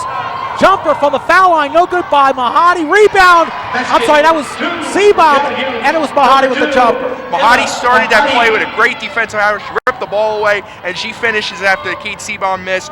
Emma Mahadi, our player to watch, and she's proven it right there and why she's a great leader in this team. She can change the game out on a dime. 10 points, 7 rebounds for Mahadi. 8:40 left in regulation. Griffins have 10 seconds to shoot. Drive by Gill. Shot is good. Able to beat the defense by Kuko. And now it's a 4-point lead again with 8:27 left. Griffins are pesky. Get players like Jaren Gill, another role player getting game here. Vulcans trying to respond. Here's Seabomb. Kuko, 3-ball, no good. Hines with a rebound. Double-double. Yes, it is, and it's also a traveling call. Hines not too pleased with it, but it is what it is. 8:11 left to play in regulation, and that is the fifth turnover this half for California. Sarah Pilarski, the freshman from Hampton, entering the game as Antonenko will re-enter at the next stoppage. 8:05 left. There's Glenn, one-on-one with Stossel. Gets it over to Alviani. Alviani over to Gill. Under 8 minutes left. 9 to shoot. Jumper by Alviani, misses the rim. Mahadi with another rebound. That's 8 for the Aussie. She's closing on a double-double herself. Yeah, it's the 3-bomb, no good by Mahadi, and Hines with the rebound. She's going to draw the foul. We'll see who it is on, and it will be on Pilarski. That'll be her first. California will be on the double bonus, and we have a timeout on the court. 7:33 left. California 53, Seton Hill 49, as you see on the UPMC Healthcare scoreboard. Another great play by Ashley Hines. Really just done a great job forcing the fouls here. And Emma Mahadi, this is what she finished. She stole the ball away, creased the turnover, and then picked up Kate Seabomb's miss here. You see Jaren Gill respond here. She's had a nice game. Very impressive player as a sophomore. As a senior, dominated Seton Hill Griffins team. We're looking to see Jaren Gill take over one of the leaders in the future here. And you can go on our CUTV Facebook page anytime. We always look for great fan interaction. It's California University Television. You can be part of the broadcast. Comment on our page, like some of our videos, and we'll try. We love getting the fans involved in the broadcast. We certainly do. Meanwhile, speaking of getting involved, we see the cheerleaders back. We have classes resumed earlier this week here at California University, and it's a tweet of the week opportunity there. And our Twitter page is @CUTV_PA, #CUTV booth. We haven't got a lot of those lately, so we always look to get the fans in the way. You have a great shot at getting on air here. And also, you can see your name on there and be like, oh, get a follow from a lot of people who boost the Twitter account page. We always love to tweet our videos. We tweet all our highlights. And we have tweeted, I believe there's a photo I saw today, too, for the truck in this. So. Well, we get back to live action. Ashley Hines will have a chance to. Yes. California, 2 shots coming for Ashley Hines. Mario Hines will now go to the line for 2. California in the double bonus. Hines has 11 points, 11 rebounds. She will sink the first one. So this is where it's going to get critical for both teams. California now 14 for 17 from the foul line. Vulcans overall shooting 70%. Hines splits the foul shots. Rebound is controlled by Sanner. Gives it over to Alviani, and Alviani gets over the timeline. 7:23 left. California lead now 5. Sanner, Alviani. And the ball goes out of bounds. Stossel unable to control the ball, so California gets it right back. I believe that is only Seton Hill's second turnover in the half so far there, so a critical mistake here And the Vulcans, we saw in the first half, the final 10 minutes, the stretch run of the half, they really took over the game here. They got free throw Ashley Hines here, and Ashley Hines drawing their foul. Yep. And that'll be Hines again drawing the harm. We'll see who it is on. On Pilarski, that'll be her second. So Hines will get a chance for 2 more foul shots. She is 4 for 6 from the line today. 7 minutes left to play in regulation as Hines does not get the members' bounce. So it'll be a 5-point lead. We see Mastriani and Gatsudo re-enter the game. Pilarski and Gill take a seat. So here's Hines with an opportunity to redeem herself here. And hits the front of the rim. Rebound controlled by Sanner. So under 6 minutes left. 3 missed foul shots in a row by Hines. Vulcans clinging to a 5-point lead as that pass. Looks like it was intended. Looked like maybe Gatsudo, but it was deflected out of bounds. But nonetheless, a big turnover there for Seton Hill as Glenn gets it over the timeline, over to Mahadi. Mahadi, Glenn, inside to Hines. Hines, jumper is no good. Rebound by Gatsudo. That's her 11th rebound. She now has 19 points. Double-double again for Gatsudo. Alviani, a drive, and she gets thwarted by Glenn. Instead, she'll kick it out to Gatsudo. Gatsudo manages to dribble around Antonenko, and it's now a 3-point lead. 6:11 left to play in regulation. Here's Mahadi. He's going to drive the lane. Layup is good. Big layup there by Emma Mahadi to stem the bleeding, really. Oh, and that was a huge drive. Mahadi just drove right to the basket, not holding anything back, and really worked it there. Huge shot to get the lead back to 5. Santa with the cross-court pass over to Stossel. Stossel, that pass almost was like a javelin toss, if you will. And there is Sanner, 3-ball, corner pocket, good. Mallory Sanner cuts the California lead to 2. 56-54, 5:22 left to play in regulation. Mallory Sanders' first points of the game could not have came at a better time there. Suddenly a 2-point game. Surprising to see. Here's Mahadi again. Jumper is off the rim. Rebound Hines. Hines kicks it out to Seabomb. Seabomb, 3-ball, bang! The 3-bomb from Katie Seabomb. Vulcans up by 5. As I said, Sanders' 3 couldn't have came at a better time for the Seton Hill Griffins. Kate Seabomb's first points of the game couldn't have came at a better time for the Vulcans. To extend that lead, a little bit more breathing room here. The defense trying to make a stop here. Alviani kicks it inside to Sanner. Sanner jumper, good. 5 points for Mallory Sanner. It's a 3-point lead. 4:37 left in regulation. Glenn gets it over the timeline. Here's Mahadi. She's going to drive, draw the foul. It'll be on Stossel, her 3rd. So Emma Mahadi will have a chance to hit a couple of foul shots here. 80.5% shooter from the free throw line, and Emma Mahadi is just having a huge game, just absolutely huge game. Her and Ashley Hines, I think, have been the best players on the court so far. For the Vulcans, Mahadi, we've alluded to, player to watch. That's what she does. She sinks big free throw there. Yep, just like that. So now California with a 4-point lead. And that final from that Virginia State Elizabeth City game, Virginia State 79, Elizabeth City 71. So Mahadi hits the second, so that's a team to watch out of the CIAA in the Atlantic region. Absolutely. 14 points now for Mahadi. That leads all Vulcan scorers right now. Ashley Hines was leading the way for the most part, and Mahadi's been huge right here. And Mallory Sanders, she's also been huge recently. Especially in the last few minutes, as 3-ball corner pocket is good by Tiara Stossel. Seton Hill will call timeout with 4:06 left in regulation. So it's now a 2-point lead, and it's going to be a timeout. So we're going to right, we'll take a look at some highlights.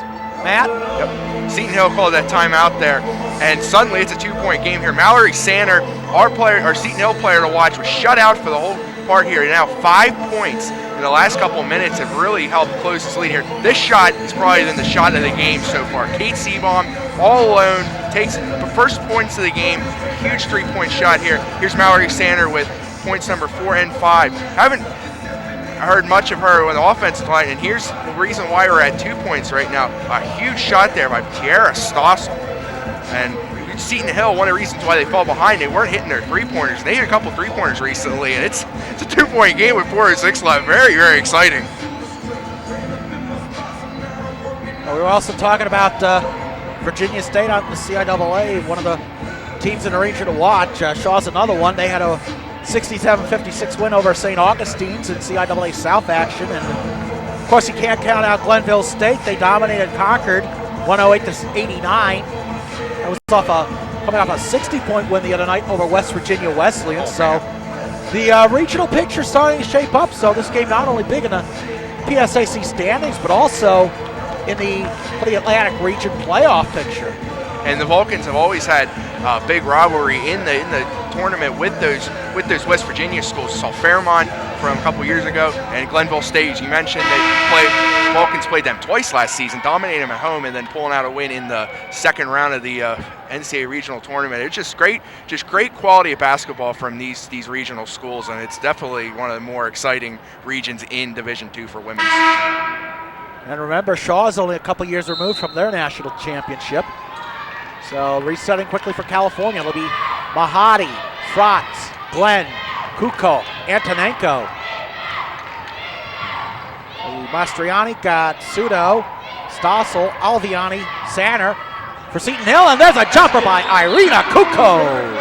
4-point Vulcan lead, and we have a timeout. We actually have a stoppage on the court. We're trying to, not sure what's going on. I'm a little befuddled, quite frankly. Interesting. So I don't know if I didn't. So now we're. I'll tell you what. We've had a couple of these stoppages here today.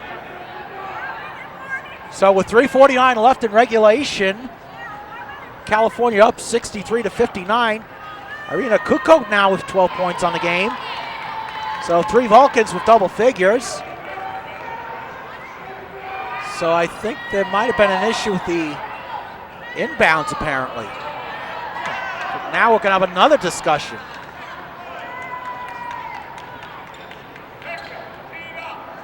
So, with that in mind, our next game will be Wednesday night here at the Convocation Center against Gannon, the number 5 team in the country, and then the Vulcans travel tomorrow Fieldhouse to face a Slippery Rock team who's much improved. Absolutely. There have been at least 4 or 5 games have gone to overtime. They took Gannon to the limit earlier this season. Beat Seton Hill.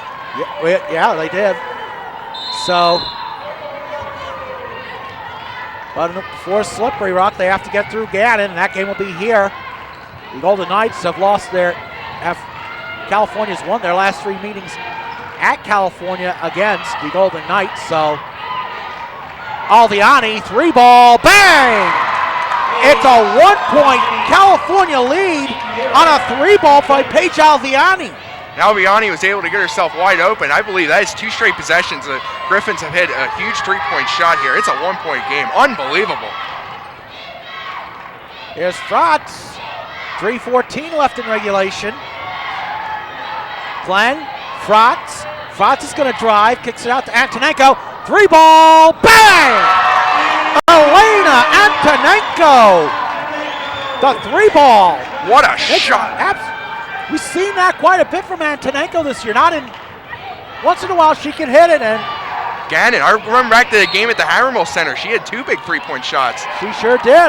We have a foul away from the basket on Mahadi. No, I'm sorry. Let's see what's on. Apparently they made contact with Gattuso. I'm not sure. They're saying Antonenko, that's her second. Team foul number 8 for the Vulcans. So Gattuso, a 71% foul shooter coming into today's game. At the line for a 1-and-1. She is now 2 for 4 from the charity stripe as it's now a 3-point Vulcan's lead. 22 points and 11 rebounds now for Gattuso. She will sink the second one. 2-point lead, 2:50 left in regulation. As Glenn gets it over the timeline, and she will reset the offense for the Vulcans. Mahadi kicks it out to McKnight. McKnight, she'll drive, back out to Antonenko. 3-ball, no good. Gattuso with a rebound, but it goes out of bounds. Might have deflected off of Antonenko there. I believe it did. There's a huge scrum there, but I believe the ref was right there. I think he got it right. Inbounds. Alviani now. 2:22 left in regulation. Huge possession here in this game.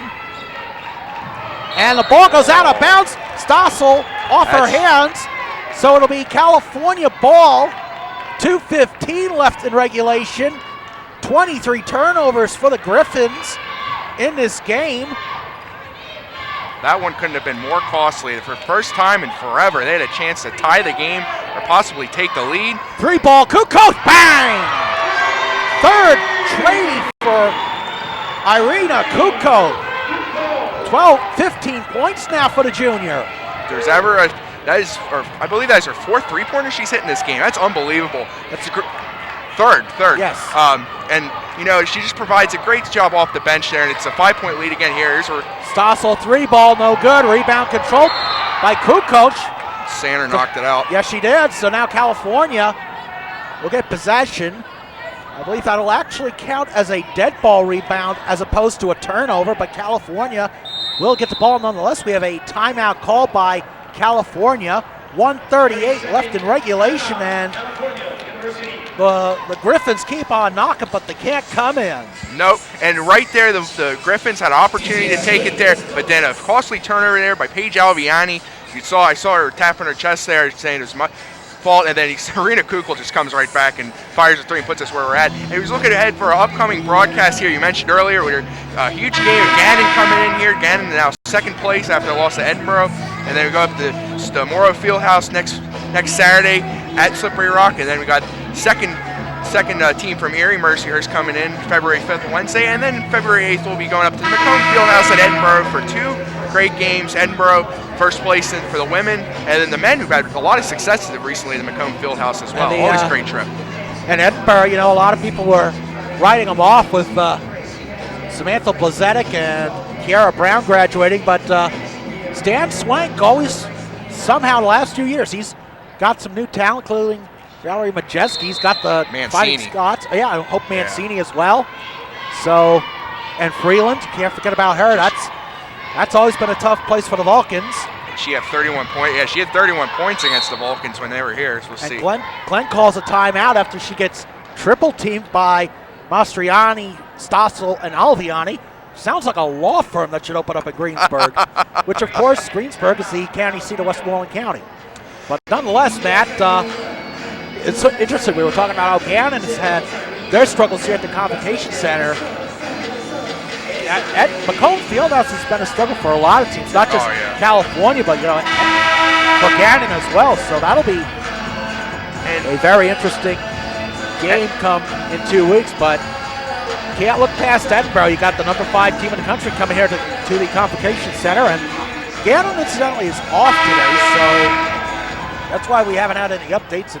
Edinburgh plays Clarion later tonight, and there's a Slippery Rock and IUP also later tonight as we're back to live action. Nikki Glenn. He's going to drive, get around defender, kicks it out to Kukoc. Kukoc drives the lane, and he's going to draw the foul. Let's see who it is on. And it looks like on Sander, and that's her 4th. That's huge. That is. So Irina Kukoc. She is 73.9 from the season. And she's now 5 for 7 from the foul line. 16 points. Now a 6-point lead. She's going to have a chance to hit the Griffins with the finisher, if you will. Rena Kukul now the points leader for the Vulcans. She just came out of nowhere there. She hit that late three, and then both foul shots there. Clutch foul shot shooting there by Kukul. That is indeed. Vulcans now 18 for 24 from the stripe. As it is now a 7-point lead. We have a foul away from the ball. And I believe it looks like it's going to be on Antonenko. Yeah. She had a smirk on her face, and I believe it was called there. I did not see it was away from a lot of away from the ball fouls recently. So Gattuso is 3 for 5 from the foul line. She'll have a 1-on-1 opportunity. She will get another as she cuts the Vulcans' lead down to 6 with 1:08 left in regulation. Gattuso now at 24 points. She will sink the second one. California 71, Seton Hill 66. We are now, well, we have a foul with 1:03 left in regulation. That's going to be on Mastriani, her second. So Kuko will go back to the foul line. Irina is 6 for 8 today. The Vulcans closed out IUP with great foul shooting. You see, trying to close out the Griffins with great foul shooting. Kukul now up to 17 points so far. Just outstanding game. 18 points. They just updated on the scoreboard above me here, and it's just great. Just Kukul off the bench, definitely taking over that bench role from behind. She'll sink her second one there. Just outstanding player for the Vulcans. Just always fun to watch every single game. And make that 19 points as California, final minute of regulation. Alviani is going to be fouled by Antonenko. That's Antonenko's fourth. So with 56.4 seconds left, be 2 shots for Alviani. Alviani with 11 points and 6 rebounds on the day. That's not a bad foul by Antonenko at all. It's her first one there. Forced Seton Hill to go to the free throw line there. Seton Hill's been really hitting those three-pointers lately. Forced to at least mostly give up 2 points with the free throw shot there. So I think that's a nice play by Antonenko. Now Alviani sinks them both. So as Matt alluded to, Seton Hill shoots 34% from the foul line as Alviani with the reach-in foul on Mickey Glenn. 54.8 seconds left, and Glenn will have a chance to go add to her 4 for 4 day from the stripe. She has 9 points. 4 fouls for Alviani, and couldn't have had a better free throw shooter at the line right now, Mickey Glenn.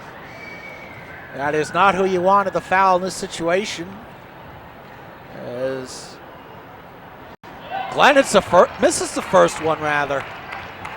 So probably turned out a little surprising as we know that a 79% foul shooter coming into today's game.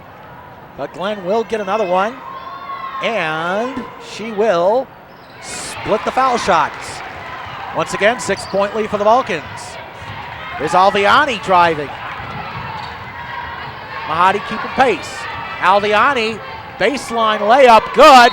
46.5 seconds left, and Seton Hill, I believe, will call I believe that is their final timeout. You are correct. Alviani with a nice game. She's up to now 15 points with 4 fouls, and she's on the senior-dominated team that has Gattuso. She's a senior. Stossel, she's a senior. So Seton Hill using their players to get out of the game here.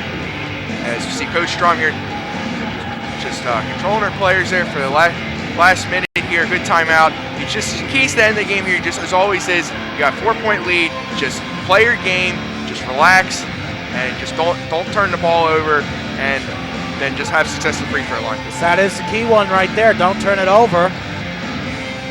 So we were talking about the women. A big game of the PSAC East on the men's side. East Stroudsburg beating Westchester.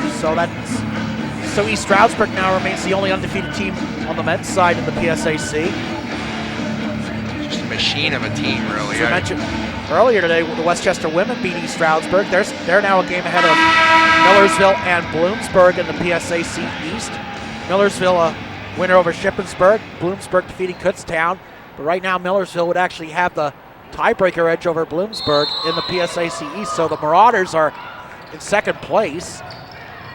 We have a foul by Brennan, her third on Mickey Glenn. So key to get Glenn back to the line there. Glenn, she had that miss, but I mean, nobody's perfect free throw stripe, but Mickey Glenn she's just one of the more reliable players for this team, especially from the free throw stripe in a tight late game like this. And the first shot is good. So with 45.3 seconds left, it's a 5-point lead for California. We're talking about surprises on the men's side. How about Lockhaven defeating Cheney? So Lockhaven with probably their best season in the last several years. They'll be tough to... A couple years ago, they didn't even have a win. You're right. Absolutely. Glenn sinks them both. 6-point Vulcans lead. Here's Aldiani. 3-ball. Stossel, no good. Rebound controlled by Mastriani. Mastriani drives, does not get the members bounce. Rebound by Chelsea McKnight. And that should pretty much do it. 29.3 seconds left. McKnight's going to go to the line. Fouls on Gattuso. That's her third. And you're right, this should pretty much close things out. There's a nice pick set up, though, by Alviani. Stossel missed a three-pointer. Mastriani had a nice rebound, but that key rollout there, and Mastriani's had a nice game, so key miss there, and then Chelsea McKnight able to grab the rebound here, try to close this game out here. So McKnight, the junior from Grove City, Ohio, sinks the first one. That is 5 points for her so far today. Vulcans now up by 7. And McKnight sinks the second. So that's 6 points for Chelsea McKnight.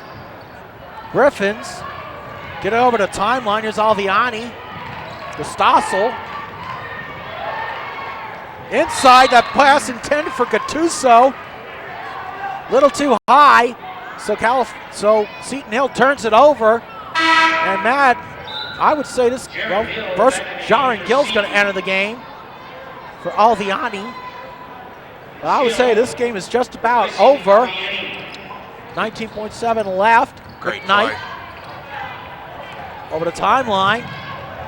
And McKnight's just going to dribble it out. And ding dong kaboom, California's going to win 78-70 over Seton Hill. Irina Kuko, your leading scorer with 19 points. Ashley Hines with a double-double. Mahadi with 14 points. That offset, Gattuso's 25 points and 11 rebounds. Just a great overall effort by the Vulcans there. They started out slow, came strong. Seton Hill closed the game. They lead 1 point, but they just responded, got some key play. Total team effort there. Irina Kukla, you said 19 points, 14 from our player to watch, Emma Mahadi. Just a key win for the Vulcans. They continue to have success in 2014. And it allows them to keep pace with Gannon and Edinburgh atop the standings. Exactly. For Matt Hagee and our entire CUTV crew, I'm Creighton Rabs. Thank you for watching California Vulcans women's basketball. Once again, your final: California 78, Seton Hill 70. So you see on the UPMC Health Plan scoreboard. We'll see you next time, everyone.